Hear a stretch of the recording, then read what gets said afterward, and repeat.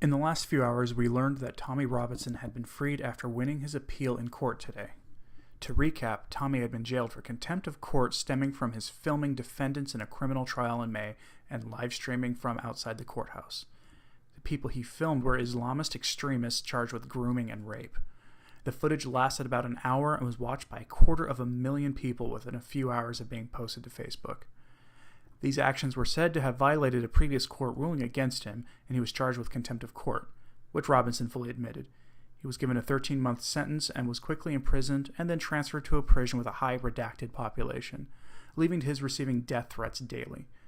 Today, the most recent contempt charge was overruled, but the original contempt ruling still stands, hence his new forthcoming hearing. The judge made his ruling on the grounds of technical flaws and what looks like a biased prosecution. Robinson was freed with no conditions other than that he show up in court for his next hearing.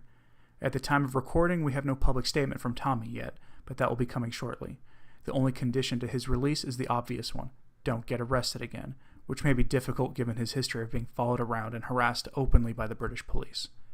He and his family have been the targets of sustained harassment campaigns by police, much of which have been caught on film and well documented by Robinson himself.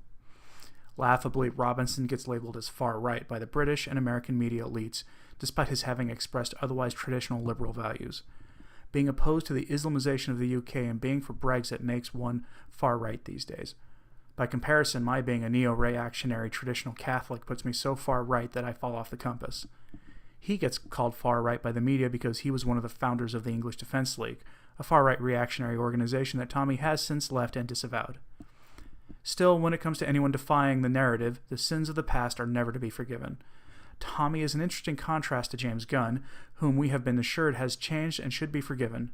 No forgiveness for people like Tommy Robinson, but forgiveness for Hollywood elites who make pedophile jokes. I'll end this with a short piece of advice for Tommy. Don't get arrested between now and your trial. This is a legitimate victory for decent people everywhere who stand against alien ideologies invading Western countries and against the totalitarian tendencies of the secular left. But don't throw that victory away by getting arrested. Judging by the large crowds that demonstrated publicly in his favor outside the court and how they broke into tears of joy and applause, I'd say that more of the British people are behind Tommy than against him, though protesters were outside who labeled him a racist, like they do with everyone else. Stay vigilant. Thank you for listening.